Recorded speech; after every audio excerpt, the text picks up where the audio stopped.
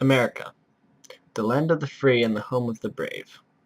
This has been our country's slogan for years. However, just because America is the land of the free does not mean it is free to immigrate here. Immigrants have to work to come to America. 13 million illegal immigrants have not worked to get into America, or at least not legally. This is not only not fair for Americans, but it is especially unfair for illegal immigrants. There are a number of reasons why illegal immigration poses a serious threat to our nation. When someone comes into the U.S. legally, they are carefully screened to make sure that they have not committed any crimes, or if they have, that the crimes are only minor. Therefore, crime rate for legal immigrants is very low.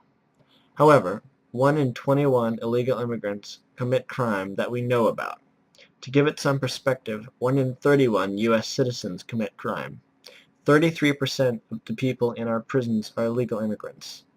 Thus, statistics verify illegal immigrants increase the crime rate in our country. Another major concern with illegal immigration is that the people could be anybody. They do not even have to be from Mexico or Canada. A terrorist could very easily get into the country just by crossing the border. A foreign nation could also very easily sneak in a spy or even a nuclear weapon. One organization that is addressing the illegal immigration problem is FAIR, the Federation for American Immigration Reform. I sat down and interviewed Eric Ruark, the Director of Research for FAIR. All right. Why are there some people who oppose stronger enforcement of the borders, and what are their arguments for that? Well, there's two main camps, if you will. It's not as simple as this, but I think this gives you a pretty good idea. There's a group that wants cheap labor, and there's a group that wants cheap votes. Why is it necessary to enforce the borders?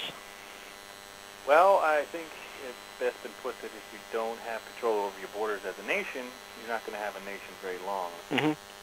All right. What can ordinary citizens do to address the illegal immigrant, problem, and what can they do? Well, the most immediate thing is to make their opinions known to their representatives. One of the frequently stated arguments for granting amnesty to illegal immigrants is that they do jobs that Americans are not willing to do.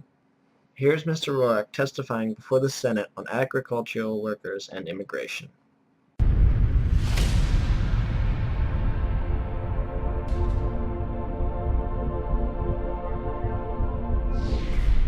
Thank you, Ms. Horner. Mr. Ruark. Senator Franken. The H-2A visa program was created under the Immigration Reform and Control Act of 1986, specifically to allow the agriculture industry to transition to a legal workforce. Since then, large commercial farming operations actually have increased their reliance on illegal labor. The H-2A program has not been successful because the federal government has failed to secure the border and to enforce immigration law in the interior. Large commercial farming operations have taken advantage of this laxity, choosing to employ low-wage illegal workers in large numbers, over 1 million by last count if workers on livestock farms are included.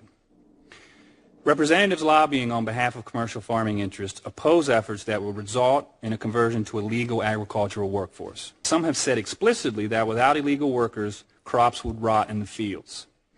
No one would dispute that farm work is tough and that picking crops is not a job that many Americans would choose to do.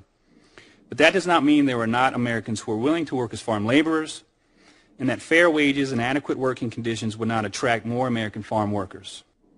If we as Americans want to have an honest food system that has integrity and one in which farm workers earn an honest wage for their labor and are not subjected to adverse working conditions, we must recognize the effect that a constant flow of illegal aliens is having on farm workers in this country.